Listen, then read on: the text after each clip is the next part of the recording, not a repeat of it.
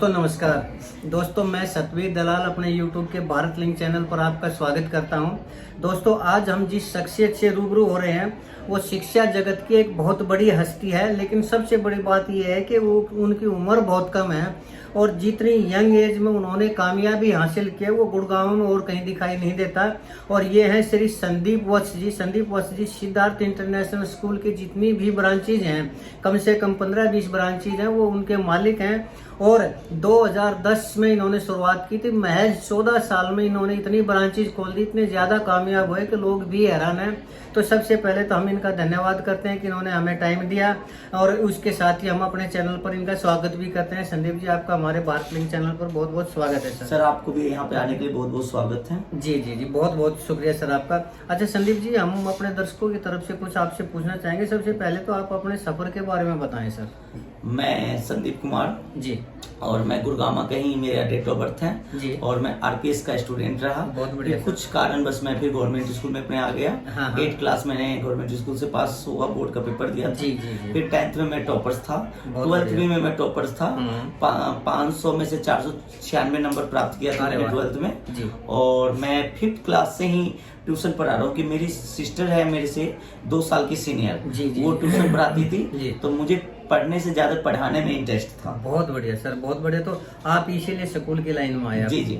बहुत बढ़िया सर। लेकिन एक बार बताइए, जब आपने स्कूल की शुरुआत की थी तो स्कूल तो और भी बहुत ज्यादा थे ना, तो आपको कैसे पता था कि आप कामयाब हो जाएंगे? मुझे ये पता था कि मैं देखता था कि यहाँ पे जितने बड़े बड़े स्कूल है और हमारे जो यहाँ पे कल्चर है वो गरीब फैमिली से हैं। कोई यूपी से, कोई बिहार से, कोई बंगाल से, ऐसे फैमिली के लिए बड़े स्कूल तो जैसे आरपीएस है, डीपीएस है, ये तो बड़े लोगों के लेवल के लिए जिनकी सैलरी 1.5 लाख है, 2 लाख है। लेकिन जो 10 से 8,000 12,000 पे जॉब करते हैं उनके लिए क्या है? तो हमने उनके लिए सोच विचार करके एक स्मॉल बजट का स्कूल खोला, जिसका no admission fees, no registration fees, बिल्कुल मासिक शुल्क देके, अगर कोई गरीब फैमिली से है तो मासिक शुल्क भी माफ कर देते हैं। आज के डेट में मैं 500 बच्चों को फ्री एडमिशन, फ्री एजुकेशन दे रहा हूँ। बहुत बढ़िया सर। लेकिन इतनी ज्यादा आपको काम, इतनी ब्रांच कैसे हुई है आपकी, और कितनी ब्रांच है आपकी? मैं सबसे पहले शुरुआत किया था सालापुर खेरा सेक्टर 21 में। वहाँ पे मैंने स्कूल खोला। एक स्कूल चल रहा था भारती देवी स्कूल के नाम से, उन्होंने क्लोज किया और मैंने ओपन किया। तो मेरे पास 3 महीने के अंदर मेरे पास 180 बच्चे आ गया, और स्कूल मेरा कमाया, मेरे घर से 1 रुपए भी नहीं लगा। मैंने अपना ट्यूशन की बदौलत, मेरे बैक सपोर्ट नहीं थी, मेरे पेरेंट्स इतने अच्छे वो नहीं थे सपोर्टिस्ट, तो मैं एक रेंट पे ही रहते थे। बट मेरी मदर मुझे बहुत ही कामयाबी उतारी, और मेरी मदर की वजह से मैं आज मैं यहाँ पे हूँ। बहुत बढ़िया जी जी जी। तो वो कहा गया कि अगर कोई भी आपका लक्ष्य अच्छा हो तो जरूर प्राप्त होती है। आपके स्कूल में सुविधाएं क्या क्या हैं? मेरे स्कूल में सबसे सुविधा है कि कम फीस में उत्तम से उत्तम शिक्षा देना। बहुत बढ़िया। फीस के मतलब ये नहीं है कि कोई बच्चा का फीस आ रहा है तो उसको टॉर्चर करना, जैसे अदर स्कूल करती है, ऐसा हमारे नहीं। कोई बात नहीं आ रहा है, उनके भाग से हमारा काम चल रहा है। ठीक है, बहुत अच्छी सोच है। जैसे computer lab, science lab, chapter का नोट्स करवा के, न्यू वर्ड्स करवा के, डिफिकल्ट वर्ड करा के, रीडिंग करा के, हम बच्चों को ज्यादा से ज्यादा रीडिंग पे जोर देते हैं कि जब तक बच्चों को पुस्तक नहीं पढ़ने आएगी तो बच्चे याद क्यों करेगा। हम रट्टा फकेशन तोता नहीं बनाते हैं, हम उस चीजों चैप्टर को थ्योरी समझाते हैं। बहुत बढ़िया सर, बहुत बढ़िया। अच्छा, इतने अल्प समय में आपकी 17-18 ब्रांच है, आने वाले समय में कितनी ब्रांच खोलने का, क्या देश के सबसे टॉप स्कूल की आप वो करना चाह रहे हैं क्या? सर देश का टॉप की बातें करूं तो मैं आपको बिल्डिंग से नहीं कर सकता हूं कि मेरी इतनी बजट की अच्छी फैमिली नहीं है, ना इतनी मैं लूट बचा रखा हूं। मैं अभी भी नॉर्मल 400 रुपए फीस लेता हूं, 500 रुपए फीस लेता हूं, और फ्री एडमिशन करता हूं। 500 रुपए में 2 जोड़ी ड्रेस देके बच्चों को कामयाब कर रहा हूं। तो मैं इतने ये नहीं कह सकता हूं कि मेरी इमारत डीपीएस जैसी होगी मेरी इमारत, लेकिन मैं इन्हीं में से बच्चे निकाल करके डॉक्टर, आईएएस ऑफिसर, और आने वाले टाइम 5 साल के मैं आपको से टाइम लेता हूं, आने वाले 5 टाइम में मैं आईएएस ऑफिसर बना के अपने बच्चों को दिखाऊंगा। और मैंने डॉक्टर बना दिया है, मेरी बच्ची एम्स में जूनियर डॉक्टर चल रही है। वाह, बहुत बढ़िया सर। लेकिन सर मैं एक चीज कहना चाहूंगा, हर स्कूल अपनी कामयाबी के बारे में बताता है, अपनी एजुकेशन पॉलिसी के बारे में बताता है, आप भी बता रहे हैं। हम ये कैसे यकीन करें कि वास्तव में आपका स्कूल औरों से बेहतर है? मैं आपको कहता हूं कि मेरे बच्चों से इंटरव्यू ले, मेरे अभी कैंप लगा हुआ, मेरे पेरेंट्स से इंटरव्यू ले, और आपके अपने आंख से दायित्व देखते हुए आपने मेरे पेरेंट्स की मेरी बात करने का तरीका देखा। मैं एक बच्चे के पेरेंट्स आए, उन्होंने कहा कि मेरे पढ़ाने की बजट नहीं है, मैंने कहा कि मेरी बेटी है, मैं पेट फ्री में पढ़ाऊंगा। जी जी जी ओके, बहुत बढ़िया सर। हाँ, लेकिन आप सामाजिक सेवाओं से भी जुड़े हैं। मैंने देखा है कि आप बच्चों को फ्री में खाना भी खिलाते हैं, हेल्थ कैंप भी आपके उसमें लगते रहते हैं, तो इतना कुछ कैसे कर लेते हैं आप? मेरी देखिए, मेरे बड़े बड़े लोग की सपोर्ट है, उनकी छत्र छाया है। जैसे मेरी अभी स्कूलों के लिए बहुत बड़ी आपत्ति आ चुकी थी। कह रहे थे कि गैर मान्यता प्राप्त स्कूल बंद होंगे क्योंकि इनकी मान्यता नहीं है, इनकी ये नहीं है। तो अरे सर, मान्यता कैसे ले ले? गुड़गांव में 100 गज जमीन लेने के लिए 1 करोड़ रुपए चाहिए, और 2000 गज लेने के लिए कितने करोड़ रुपए, और फिर हम जाके 300 रुपए फीस कैसे रख सकते हैं? बिल्कुल ठीक है जी।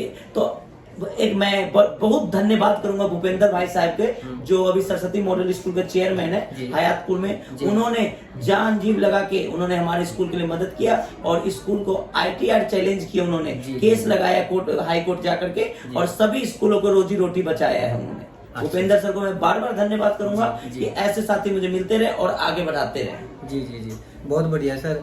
खासकर मैंने भी देखा है कि हेल्थ कैंप वगैरह आप भी, जो डॉक्टर की पूरी टीम आई हुई है, फ्री में हेल्थ चेकअप कर रहे हैं, और उसको पेरेंट्स भी उसको दिखाने लग रहे हैं, ये बहुत अच्छी बात है सर। अच्छा सर, ये बताइए आजकल जो क्यों पड़ी हुई है सरकार इन गैर मान्यता प्राप्त स्कूलों के पीछे, जबकि आप लोग रोजगार भी दे रहे हैं, आप लोग बच्चों को एजुकेशन भी दे रहे हैं, कम फीस में एजुकेशन दे रहे हैं, तो अगर सरकार बंद कर देगी तो वो लाखों अध्यापक कहाँ जाएंगे जिनको आपने रोजगार दे रखा है? सरकार को लग रहा है कि कई स्कूल ऐसा हो चुका है, जैसे हम अपने गुड़गांव की बातें करें, तो जैसे हमारे जो यहाँ पे है वहाँ तो डबल शिफ्ट लगा रही है सरकार को ये नहीं पता है कि हम इन बच्चों को बैठाएंगे कहाँ, उनके कितने क्लास में कितने बच्चे हैं। 1 लाख नहीं, 10 लाख से ऊपर बच्चे हैं, 5 लाख से ऊपर अधिकारी हैं जो बेरोजगार हो जाएंगे। इतने घर के चूल्हा जलते हैं। सरकार को तो हमें ऊपर से प्रोत्साहन करना चाहिए कि हम उनको मदद कर रहे हैं, हम उनके अच्छे बच्चे पढ़ा करके उनको कामयाब उतार रहे हैं हरियाणा में, फिर भी सरकार को हेल्प ना करके हमारी बंद करने पर नीयत खराब है हमारे सरकार की, हमारे उस स्कूल के ऊपर। तो सरकार से मैं ये रिक्वेस्ट करना चाहता हूँ कि हमारे जैसे स्कूलों को साल में मदद करें, लोन दिवाएं, कम ब्याजों में, ब्याज न लेकर के बिल्डिंग बनवाएं, और बच्चों को मदद करें, आगे से आगे उतारें। अच्छा सर, कई स्कूल, मैंने जितने भी स्कूल देखे आज तक, वो एक ही बोर्ड से मान्यता प्राप्त होते हैं, चाहे वो CBSE से हो या स्टेट बोर्ड से हो या उससे हो, लेकिन मैंने देखा है कि आप दोनों तरह की एजुकेशन दे रहे हैं, वो क्या सिस्टम है? मैं देखता हूँ सर, मैं आपको बताता हूँ कि मेरा स्कूल है दिल्ली में, सालापुर और कापासेरा दिल्ली में है। अब मैं दिल्ली के बच्चे को बातें करूं कि मैं जाके हरियाणा में फॉर्म भरवाऊं, तो एक गलत इफेक्ट पड़ता है, और हरियाणा के बच्चे हरियाणा में पढ़ता है, वो हरियाणा के ही रहने वाला है, तो उनको हरियाणा पे कुछ अलग असर पड़ता है। तो मैं आपको कैपिटल स्टेट से लेकर सेंट्रल तक मैं स्कूल चला रहा हूँ। जी जी जी। तो इसलिए मेरा सोच है कि CBSE में बच्चों को, क्योंकि आप भी देखे होंगे कि बच्चों को कॉलेज सिलेक्शन, ड्यू में सिलेक्शन कराना है, तो पहले दिल्ली के बच्चों को उठाते हैं। तो इसलिए मैंने बच्चों को किसी चीज से, चाहे कम फीस में, किसी चीज से मैं वंचित नहीं रखना चाहता हूँ अपने बच्चों को। बहुत बढ़िया सर। अच्छा सर, बहुत से स्कूल वाले ये कहते हैं कि ऑनलाइन एजुकेशन होनी चाहिए, जबकि अभिभावक काफी गरीब होते हैं, एक ही फोन उनके पास होता है, बच्चों को एक्स्ट्रा फोन नहीं दिलवा सकते वो, तो क्या ऑनलाइन एजुकेशन भारत जैसे गरीब देश में चल सकती है? सर नहीं होना चाहिए ऑनलाइन। बच्चे हमारे बिगड़ रहे हैं, गंदी मूवियां देख रहे हैं, गंदी चीजें देख रहे हैं। जब एक प्रैक्टिकली टीचर जो पढ़ा सकता है, ऑनलाइन में कुछ नहीं हो सकता है। ऑनलाइन बच्चे के पास, फादर के पास 3 चाइल्ड है, और एक मोबाइल लेने के उनके पास बजट नहीं, तो 3 मोबाइल कैसे लेके आएंगे? बिल्कुल ठीक है। अच्छा, कुछ सरकार ये भी कहती है कि किताबों का वजन बहुत ज्यादा होता है बच्चे के ऊपर, और होमवर्क नहीं देना चाहिए, इससे बच्चे का खेलने का टाइम नहीं मिल पाता, तो इसके ऊपर आप क्या कहना चाहेंगे? सर देखिए, हम बच्चों को तो इतना होमवर्क देते ही नहीं है, सबसे पहले बात है। और बच्चों को देखो एक्टिविटी के साथ साथ, जैसे नया शिक्षा नया पॉलिसी आई है, 34 वर्ष के बाद हमारा एजुकेशन चेंज हुआ है, तो उसमें ज्यादा से ज्यादा एक्टिविटी है। बच्चों को एग्जाम्पल के तौर पे हम ज्यादा पढ़ाते हैं। अगर हम काउंटिंग कराते हैं 1 से 5 तक, तो आपको बच्चों को उदाहरण देते हैं कि आपके हाथों में 5 उंगलियां हैं, 1 2 3 4 5 इस तरीके से। हमारा स्वर कितना है, व्यंजन कितना है, हर चीजों को एग्जाम्पल दे के पढ़ाते हैं और बच्चों को ये नहीं कि रटन तो तोता बनाते हैं। ठीक है, ठीक है, बहुत बहुत बढ़िया सर। अच्छा, ये तो स्कूल के लिए तो आपने बहुत कुछ किया। आपने बताया कि कम से कम 500 बच्चे आपके स्कूल में फ्री एजुकेशन मिले रहे हैं। गरीबों के प्रति काफी हमदर्दी है आपके दिल में। लेकिन इन स्कूल लाइन को छोड़कर वैसे भी कुछ समाज के लिए आपने कुछ किया है क्या? जैसे कभी किसी गरीब लड़की की मैरिज में कोई सहयोग किया? बिल्कुल सर, या इस तरह का और कोई समाज के लिए कुछ किया हो? मैं अपने अभिभावक से कहता हूँ कि अगर किसी की बेटी की शादी है तो बेटी की शादी है तो हमारे काफी एक ऐसा एनजीओ है कि सामूहिक ब्याह करते हैं, शादी करते हैं। जैसे कापा अक्षरा में उषा मैडम है, हमारे स्कूल के प्रिंसिपल है उषा मैम, वो सामूहिक ब्याह करते हैं। और हमने अपने कितनी कन्या को कन्यादान किया है, कभी किसी को फ्रिज से, कभी किसी को टीवी से। और अपने स्कूल में अनाउंसमेंट कर रखा हूँ, किसी की बेटी की शादी हो मेरे यहाँ से 5100 रुपए लेके जाना। कोई यहाँ पे प्रदेश में आकर के मकान बनाना चाहता है तो वो मेरे यहाँ से 5100 रुपए ले जाए और आके मुझे समझे कि ये जमीन सही है या गलत है। मैं जमीन का भी काम करता हूँ। अच्छा, मैं प्रॉपर्टी साइड मेरा इनकम है प्रॉपर्टी का काम, तो मैं प्रॉपर्टी का भी काम करना करता हूँ। SR डेवलपर्स में मैं जुड़ा हूँ और मैं 24 महीने के किस्तों में, 36 महीने के किस्तों में छोटी से छोटी किस्त बना करके उनको मकान दिलाने का एक सपना है कि बरसों का सपना मकान हो अपना। बिल्कुल बिल्कुल, बहुत बढ़िया सर। ये तो आपने एक नई बात बताई है कि आपका ये भी सपना है कि हर दूसरे लोगों के सपने को पूरा करना। तो ये सिर्फ आप अपने स्कूल के अभिभावकों को करते हैं या कोई भी अभिभावक है, कोई भी विकलांग व्यक्ति है? मैं जैसे नवीन भाई के सहयोग से, नवीन कम्युनिटी जो आने वाले विधायक MLA बनेंगे, मेरी हाथ जोड़ निवेदन है कि सभी अच्छा नेता ही चुने। आप अपने रिलेटिव रिश्तेदार को ना चुन रहे हैं कि जाति पाति पे जाए, एक अच्छा नेता चुने और नवीन भाई गोयल को इस बार अपना वोट दे करके उनको MLA बनाए। तो क्या आपका भी राजनीति में जाने का विचार है कभी? नहीं सर, मैं 5 साल के बाद जाऊंगा। अगर मेरी सोच जाती है तो मैं पार्षद तक जा सकता हूँ। पार्षद का चुनाव लड़ेंगे? क्योंकि पहले मैं 5 साल तक सेवा करूंगा। मेरी सोच है कि मेरा ओम बिहार स्कूल है और ओम बिहार के पास ही मेरा घर है। तो मैं चाहता हूँ कि निर्दलीय से खड़ा होकर के मैं चाहे MLA पोस्ट पे कहीं भी जाऊँ, लेकिन मैं जाऊंगा। मुझे भी राजनीति का शौक है। किसी पार्टी को पसंद करते हैं आप? बीजेपी पार्टी बहुत सबसे अच्छी है। बहुत बढ़िया। मोदी जी जब से आए, मोदी जी बेटी बचाओ बेटी पढ़ाओ, मेरी यही है। नारी शक्ति जिंदाबाद, बेटी बचाओ बेटी पढ़ाओ।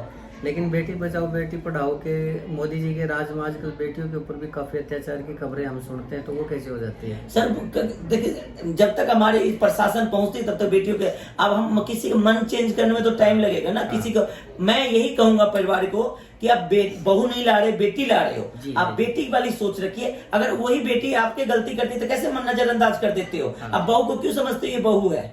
बहू को भी बेटी समझो। बेटी अगर पढ़ लेती है तो परिवार के शिक्षा बढ़ा देती है, इज्जत बढ़ा देती है। और बेटी हर चीज फील्ड में आगे है, बेटा कहीं बेटी से आगे है। बहुत बढ़िया सर। क्या आप समाज को कोई संदेश देना चाहेंगे? अपने अभिभावकों को कोई संदेश? मैं सभी माता पिता से हाथ जोड़ के निवेदन है कि आप अपने बच्चों को आधी रोटी कम खाइए, कपड़े कम पहनिए, आप फुटपाथ पर से कपड़े पहनिए, लेकिन बच्चों को जरूर पढ़ाइए। बच्चा पढ़ लेगा तो आपका भविष्य एक नहीं 100 मकान बना देगा। लेकिन आपका मकान बनाने में पैसा इन्वेस्ट कर दोगे, अब बच्चा नहीं पढ़ाओगे तो बच्चा अगर आवारा पशु निकल गया तो सभी को आपको आपके सामने में सेल कर देगा और आपको आने वाले टाइम में वृद्धाश्रम में छोड़ाएगा। जी जी जी जी, बहुत बढ़िया सर। आपने इतना टाइम दिया और इतने विचार आपने प्रकट किए तो वास्तव में तारीफ के काबिल है। तो दोस्तों, ये थे संदीप वत्स जी। आपने देखा है कि इतनी कम उम्र में कितने खुले विचार हैं और समाज के लिए कितना कुछ करना चाहते हैं और कर भी रहे हैं। और ये नहीं देखते कि ये जो सामने मदद के लिए आए ये सिर्फ इनके स्कूल का ही। कुछ और कहना चाहेंगे? हाँ जी सर। जैसे कोई भी व्यक्ति हो, किसी के पास राशन कार्ड बनाना चाहे, जैसे हमारे मोदी जी अभी भी बच्चों को फ्री अनाज दे दे परिवारों को, जैसे किसी के पास आधार कार्ड, किसी को वृद्धा पेंशन, किसी वंचित कोई बेटी माता बहन विधवा हो जाती है तो विधवा पेंशन भी मैं बनवाता हूँ। वाह जी वाह, ठीक है। तो और किसी भी जो अगर BPL वाले को घर भी दिवाता हूँ। वाह जी वाह, बहुत बढ़िया सर। ये तो आपने मेरे को लगता है आपके तो कई इंटरव्यू लेने पड़ेंगे। आप तो इतना कुछ समाज के लिए कर रहे हैं, इतनी काबिलियत आपके अंदर, और लगता नहीं इतनी कम उम्र में आपने इतना नाम कमाया। नहीं सर, मैं यहीं का डेट ऑफ बर्थ है और मैं जगह जगह का बात से पता है मुझे, जी, और हर चीज जो मैं पता है। जी। मैं अपने आप को शो नहीं करता हूँ और अपने आप को बड़कपन नहीं दिखाता हूँ। मैं भी बहुत इन्हीं गरीब फैमिली से बड़ा हुआ हूँ, तो मैं अपने माता पिता को कभी भी मैं आंख नीचे नहीं होने दूंगा। बहुत बढ़िया सर, बहुत बढ़िया। तो आपने हमें टाइम दिया, इसके लिए आपका बहुत बहुत शुक्रिया। तो दोस्तों, आपने संदीप जी के विचारों को सुना, इनकी कामयाबी के कारणों को सुना, समाज के लिए जो करने की ललक है, बगैर किसी भेदभाव के जो समाज के लिए काम करते हैं, जो हर दूसरे व्यक्ति, अपने पास आने वाले हर व्यक्ति की जो मदद करते हैं, वो वास्तव में तारीफ के काबिल है। तो ये संदीप जी ने हमारे लिए टाइम निकाला है, इसके लिए हम बहुत बहुत धन्यवाद करते हैं। कुछ और कहना चाहेंगे? जी सर, जी बोलिए। मेरे यहाँ हर वर्ष बच्चों को no fees, no admission charge, न एनुअल चार्ज, जी, जी। 200 बच्चों को अभी भी दाखिला फ्री है। और अपने आने वाले जोड़ी कला में हमारे अभी दाखिला भी नया ब्रांच हमारे जोड़ी कला में खुला है, जी, और जी। आप आसपास अपने बच्चों को एडमिशन कराएं, फ्री एडमिशन। और ये अब मेरे बारे में जो लोग अफवाह फैला रहे हैं कि स्कूल बंद हो जाएंगे, बिल्कुल बंद नहीं होंगे। मैं आपके साथ हूँ, मैं 20 ब्रांच का ऑनर, मैं आपको स्कूल में बच्चों को कभी बंद नहीं होने दूंगा, ये मेरे अधिकार है। और मेरी सरकार से निवेदन है कि मेरे स्कूल पे ध्यान दे। और इतने बच्चों को कहाँ लेके जाएगी सरकार? आपका हम कहीं ना कहीं आपके हेल्प कर रहे हैं, मदद कर रहे हैं, तो हमारे पर ध्यान रखते हुए हमारे स्कूल को किसी को रोजी रोटी ना बंद होने दें। बहुत बढ़िया सर, बहुत बढ़िया संदीप जी। इसके साथ ही आपका भी बहुत बहुत धन्यवाद। और दोस्तों, आपका भी बहुत बहुत धन्यवाद कि आपने संदीप जी के विचारों को सुना। तो आपसे ये निवेदन है, अगर आपको संदीप जी के विचार पसंद आए तो आप हमारे चैनल को लाइक करें, शेयर करें, दोस्तों सब्सक्राइब जरूर करें। इसके साथ ही एक बार फिर से संदीप जी का भी और आपका भी बहुत बहुत धन्यवाद। नमस्कार, जय हिंद, जय भारत।